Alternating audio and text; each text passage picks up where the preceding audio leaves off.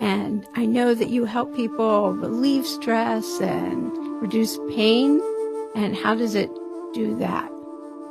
So like I said, in the clinical practice, so there's two avenues of Qigong. And Qigong is, some people say, well, what is Qigong? Well, first of all, Qi is the life force energy that emanates through all things. Gong is the skill for which we harness, in this case, the energy of our body, of our environment, whatever, our food that we eat in order to improve our well-being. So if you ever hear the term Gong Fu, that actually means skill of the fist. So what we're doing here with Qigong is that in the when we teach these practices is that we're harnessing this life force energy so that way a person can improve themselves. Now, in the clinical setting, what happens is that we work with all types of diseases and chronic pain issues, including depression and anxiety disorders.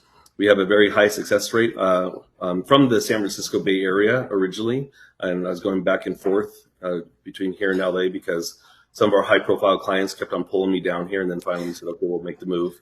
And so what happened was that when a patient comes into clinic, what we do is that we help to understand the underlying root of the dysfunction. So yes, we'll take the doctor's notes, we'll take the lab results. Those are all relevant to give us a pointer, but between the Q&A and other diagnostic systems that we have, then what happens is that we come up with a strategy. And when we come up with that strategy, it's how to balance out these internal organs, because when these organs are out of balance, that's what shows up as disease. And a lot of people don't realize that. Like a lot of people don't realize that different emotions attack different organs of the body. I know you said a lot of the stuff will show up on somebody's tongue that you could, right? That you could. Oh yes. See that. Your tongue will tell us exactly what's going on within the organ systems right now. It also will tell us some older patterns. But what's very fascinating is I actually diagnose also by reading the face. So every feature on your face, every line means something to me. So I don't know if you've ever taken an Enneagram before, which is a personality quiz. So yes, we get to know what your personality is, but on a deeper level, we get to know what kind of traumas are still stuck inside the body, what organs are they affecting, and what potential diseases are lying down the road. That's a cool thing. So for somebody who's listening, are there things that they could do to heal themselves now or to know? And so Chris is nodding his head for anybody who's just listening. So yeah, okay. So let us know. Yeah. What can we do? So the first thing I would do is that number one, we have something called the Chi Club, and it's spelled Q-I.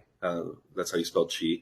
The Chi Club, a person could join live. It's on Zoom Monday through Thursday from 8 to 8:30 a.m. Pacific Standard Time, and there's a live half-hour class that we teach, and we have people all around the world that join. And in those practices, in that half-hour class, as I'm teaching the specific movements, I'm helping to guide and facilitate the students or the participants into, okay, well, let's say, for example, we want to focus on our liver because our liver is affected by anger and resentment and old anger. And when that's held on to for a long period of time, it turns up as depression, anxiety disorders, any type of bowel disorders like colitis and Crohn's disease. So there's that method, but also too, if a person wants to come and say, well, let's just take a look at what Chris is offering, then on my YouTube channels, go to at Chris Shelton Qigong. So again, it's spelled Q-I. It's on the thing. Yeah, we've got all the links on here. Yeah. So anyways, on there I have, number one, we release a video almost every week on some health related topic and how to fix it yourself. And then number two, I have what is called as the 30 Days of Qigong on that YouTube channel. So it's like you're taking 30 weeks with me at my studio in San Jose. Each day I talk about the practice, why you're doing it according to Chinese medicine, and each day builds on top of the next practice. The cool thing about that too is it corresponds with my first book, Qigong for Self-Refinement. And so the whole idea here is for self-empowerment. How can you be a better version of yourself? How can you improve your health and your vitality and live the life that God designed all of us to live? We all have this opportunity with a little bit of application to live the utmost life possible. Yeah, and for anybody who hasn't done this, they're really fun too. I've done some of these YouTubes and the classes, and I just really enjoyed it. So before I interviewed you, and anyway, okay. So I've been dying to ask you this question. I have a friend. I saw he posted on LinkedIn that his Apple Watch told him his heart rate was elevated, and So he went to the emergency room, of course, because he was scared. And so have you heard about other people? And I've heard other people talk about my Apple Watch says my heart rate's really elevated. So I would just do breathe. So go ahead. So tell me. What's really funny about that is that last night on Instagram and on YouTube Shorts, I uploaded a short little video on how to tell by looking at your face if you have a potential for high or low blood pressure or heart disease. Okay, so that's number one. But a very simple practice that your friend could do, and anybody could do this, is called the dry cry or the heart sound. So each of the 5 major organs of the body all have a different emotion that attacks it, but also has a healing sound, a healing color that affects it in a positive way, and also certain foods that will positively affect it.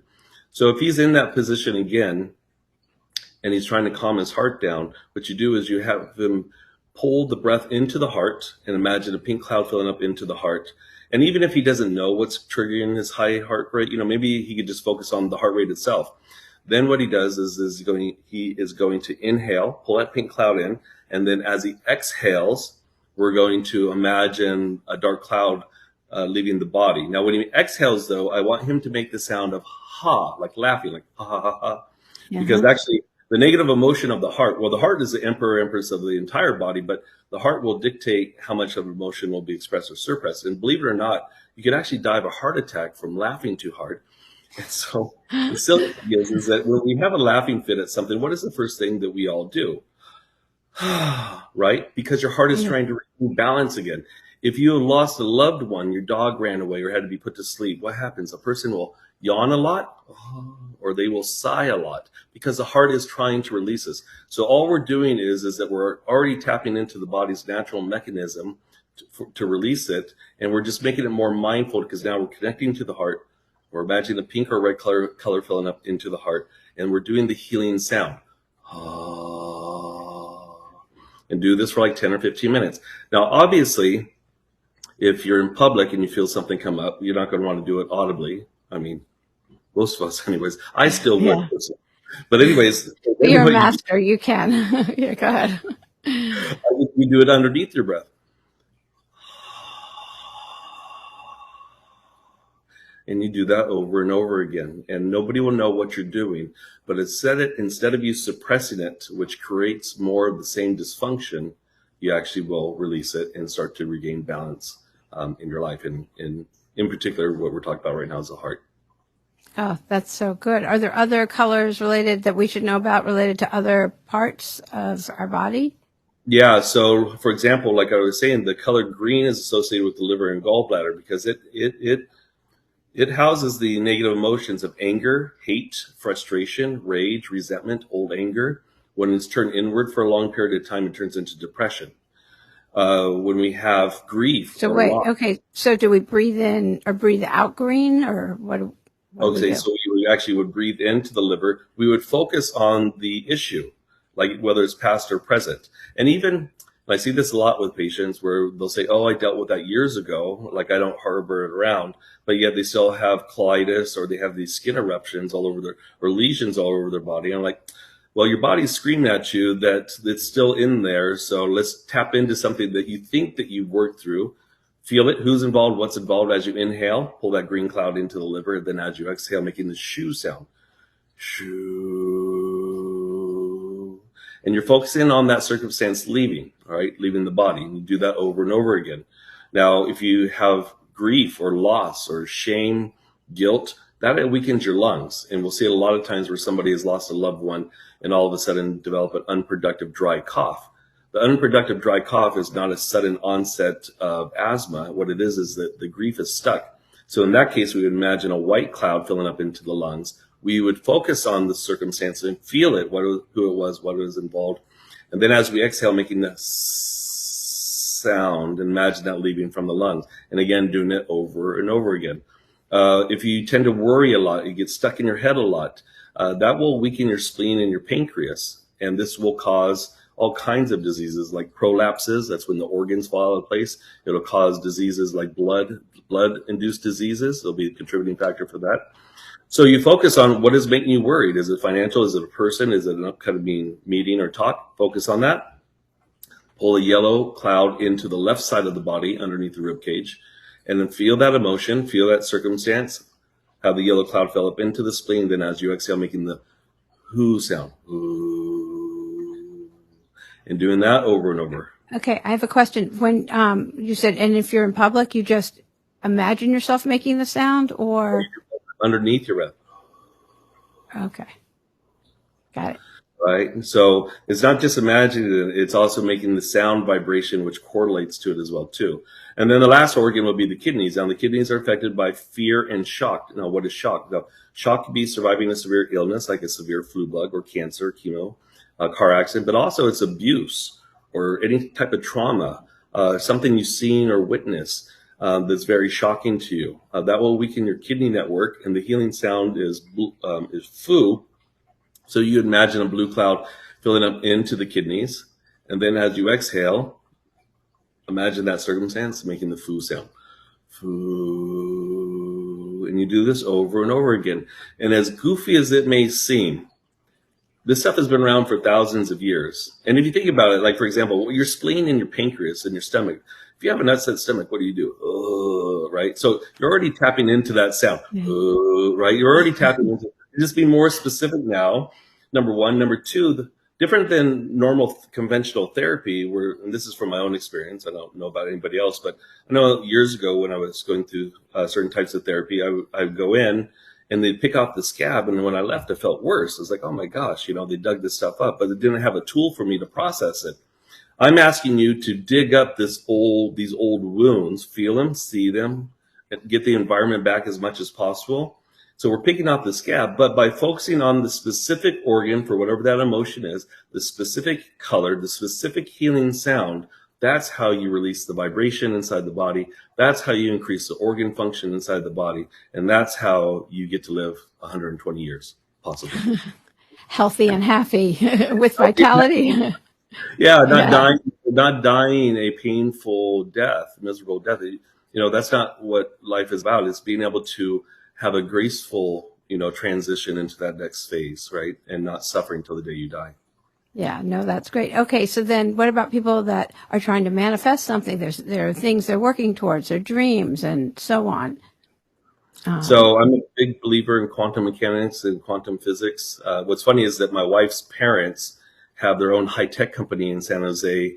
They're both PhD physicists. They actually have their own mathematical equation named after them in Wikipedia. So talking about quantum physics. So I believe that, source, God, whatever you want to call it for yourself, that's the great thing is that it gives us free will. So free will, we could do in a negative direction or in a positive. So if you want to create something in your life, like I want to create more abundancy inside my life, what I do is that I don't focus on, I choose to co-create with the universe that I get rid of all my bills, right? I want to change that. And I want to say I choose to co-create with the universe or God that I have abundancy flowing in and around me, and that I have this successful, healthy life. And so you want to say, when you look at yourself in the mirror, what it is that you want to bring into fruition. You don't want to say the negative. For example, I used to be a very angry, controlling person. And if I was to say in the mirror, I choose to co-create with God that I'm no longer angry, then what would happen is that I become more angry, right? Yeah. I would say, well, what's the opposite of being angry and controlling? And for me, it was being more loving and compassionate. So I'd say I choose to co-create that I am, not I will be, I am more loving and compassionate. And guess what? It starts to show up in your life. And by looking at yourself in the mirror is more powerful. And actually, when you connect to yourself in the mirror, if you look into your left eye, because they say that the left eye connects to the soul of the body. If you connect to the left eye, then that's even more powerful. And all of us, I don't think there's very many of us out there that don't already talk to ourselves in our head. We have this hamster wheel going, right? Going. So we're already talking to ourselves in our head. But when you actually look at yourself in the mirror and you say what it is that you want to manifest or what you already have, like you really believe like you already have it in your life. That's the other thing too, is that you don't want to like, it will happen or I will do this. Like, no, you've already done it. And all you're doing is you're doing the footsteps to catch you up to that time-space reality. Yeah, definitely. It's that I'm so grateful and thankful that I have an abundant life. And I was Yeah. taught to say them out loud, and I'd feel like an SNL skit, even though I was living alone at the time. I feel like looking around, like, who's watching me? And nobody's watching and nobody's paying Nobody's attention. Yeah, like even if people were around. Yeah, watching. the left eye I've never heard before. That's new for me. That was interesting. Yeah, because did you know in face reading that the left side of your face is what we show or what we feel on the inside, and the right side of the person's face is what they show to the world. That's why a lot of times people's left and right sides of their face do not line up. I mean, how many times have you seen somebody's eyebrow or one eye sag lower than the other? Right. Yeah, it's because of what's going on the inside differs from what's going on the outside. There's a discord. But that's the logical side. That seems backwards to me. Yeah, so they say it's the logical, analytical side, right? But in face reading, it's really how we think. It's how we think, and we don't necessarily say what we think. I mean, how many times has somebody done something to you, and you think about saying something, and you don't, right? You just shove it down. All right, that's that left side, and we could tell things like, especially if a person's eyes are very small or squinty. Especially if the left eye is smaller, that means that person does not trust. They're very critical of other people, and they're critical of themselves. So if you want to change that, what you do is that you learn to love yourself and love others and grant people grace, grant yourself grace. And guess what? Your eyes will actually change size. Oh, that's really good. Okay, what else can you read in somebody's face? Well, gosh, we could tell all kinds of diseases. So, No, I meant personality traits. So that somebody, because with all the Zooming and everything these days, somebody. How do we know whether to trust somebody just looking at a face? Okay, so you could tell if somebody has a propensity to lie a lot is if when their mouth is closed, if the line where the lips meet is wavy or crooked. That means that person will tend to lie a lot or tend to exaggerate the truth. And what's interesting is that I just have, and we sometimes refuse to see it. Like we know that subconsciously that maybe one of our close friends has this trait, right? But, you just don't want to believe it. And this happened to me over the last couple of months. A very close friend of mine down here, it has that line, like, no. And then it actually finally showed up. The other thing too, have you ever seen anybody when they're on their phone or they're reading a book and their mouth is open like this? Like they're working on the phone. That means when the person's mouth is open that you can't tell them any secrets because all those secrets will fall out of their mouth. Oh, you said that on the podcast. I'd forgotten that. Now that you're saying that, I'm like, oh yeah, that's so good. Okay. Right? So now don't tell them anything. I know exactly who to watch when they're reading a book. These lines on the outside of the eyes here. Now there's different types of lines, but if you have 3 lines that go out, that means that the person likes to flirt a lot. So if you want to play around with somebody and you see those lines. That's so funny. That's great. But the other side too is these lines right here on the cross of the forehead here. If you've ever seen anybody that the lines don't connect, they have all these like little lines, but they don't connect. If you talk to them, those people are the ones that will say, gosh, why do I keep on getting the same boyfriend or girlfriend that keeps on treating me so badly? Because what it means is that they're not learning from their life experiences. So think about it. When we see these lines, so some lines we want to show. I know, especially here in LA, we want Botox and those kinds of things to cover up our lines. But some lines we want to see, like these ones here, means that the person has learned from their life experiences. Gosh, let's hope. Because when you think about it, I have to make that expression. It's like, holy cow. I mean, look, so there's this connection, right? There's this actual connection between, okay, well, I'm not going to do that again, hopefully. Yeah. But also too, how the ears sit. Okay, so you see how my ear is right close to the side of my head? Yeah. that means that I listen very well, and I do. When I'm talking to somebody or whatever, I'm very engaged with them. So that's why I'm also, I think I have such great success in clinic, is because I'm very engaged with the clients. But if you have people with ears that stick out like this, like Dumbo, that means that they hear only what they want to hear. So no matter what you try to tell them, they're going to say, if it doesn't apply to their ego, their, whatever, then. So this will be great for me with defense counsel. I'll look for the people with the Dumbo ears and know I'm going to win. They won't listen to the jury. They're not going to listen to anybody. They'll just be all about themselves. Yeah. So going back to that, what's interesting is that I teach classes in this face reading, and unfortunately, it's a lost art in the school of acupuncture.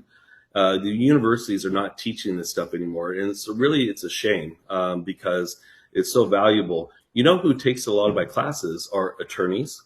CEOs are like HR people, because they want to, when they are hiring somebody, because the face doesn't lie. Whenever we meet somebody, we always put our best foot forward. And eventually, if there's a feature there that doesn't agree with you, or that you see like, oh, that's not that good, then what will happen is eventually that will show itself at some point. So you could tell, like on the jury, for example, you could tell if they have mommy issues. You could tell if they have daddy issues. How? Huh? How can you tell? The space between the eyebrows. You could tell that. So the distance between the eyebrows will tell you which one had more of an influence. So like for yourself, it looks like your dad had a little bit more of an influence than the mom. And so the closer the eyebrows are together, then it actually will show that, no, the mother actually had more. But also, too, then those lines that come up like this in between the eyebrows, this will also tell us whether they have made peace with the masculine energy. Because, a woman, even though it's considered feminine, could definitely hold masculine energy and vice versa, right? Sure. So you could actually will tell if they still hold on to that old anger or resentment towards a male or female figure in their life. And depending on what your case is, this is what's going to tell you whether or not they're going to be beneficial or harmful to you and you presenting your case. So how can HR professionals, how will it help them? Well, Since this is on LinkedIn. This is on LinkedIn also, and there's so many people in HR.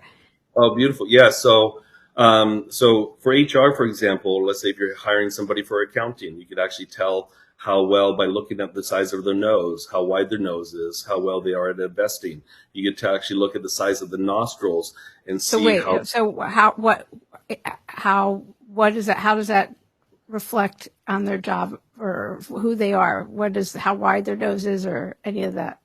So if there's so for example, if somebody has big nostrils, like I have big nostrils, and that means that the person gives so much of their energy and their money. My wife always gives me a bad time because I tip really well. Like if the service is good, I tip really well. It's like, I'll make it back, And so if you're a company like that, then you don't want necessarily somebody that's going to just be giving out the money, right? You want somebody that's going to be a little bit more conservative and be wiser on how they're going to invest and what accounts they're going to invest that cash flow into. So that's how you would utilize it. You can tell by the size of the nose too in HR how powerful a person is. How much energy do they have? So if you have somebody with a very, very large, thick, fleshy nose, those people, and there's other features on the face that can enhance it or take it or decrease its trait, but that nose by itself is a very powerful person. And so if you're the CEO or whatever, and you have this person underneath you, they're going to challenge you. So your HR department is going to say, well, would this person necessarily be good? Knowing if you know what the president or CEO, CFO of the company is and what their personalities are like, would this person be good, or will they eventually just end up clashing heads because they're so stubborn? They have so much, because that person should actually be in the place of power. I mean, obviously they have to have the skill set and the mindset. So just because you have that size nose doesn't necessarily mean that you have the skill set or the mindset. But generally speaking, someone with that size of nose, they should be in that position.